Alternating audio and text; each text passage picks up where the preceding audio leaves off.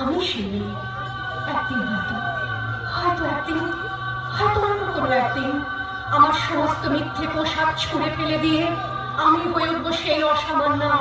খোলা চুল, মেঘের মতো ঢাকবে আমার খোলা পিঠ, দু চোখে জ্বলবে ভীষণ আগুন, কপাল ঠিকরে বেরোবে ভয়ঙ্কর তেজরশ্মি, হাতে ঝলসে উঠবে সেই খড়গ, দু পায়ের উপরে বেঁচে উঠবে রণদুন্দুভি, নৃশংস অট্টহাসিতে ভরে উঠবে আকাশ, দেবতারাও আতঙ্কে স্তব্ধ হয়ে বলতে থাকবে, ওয়ামি পুত্র ভাগ্যহরান মুক্তকে সেই চতুর্ভুজান, আমি কাঁদে দাসী নান্দন্য মালা বিভূষিতাং।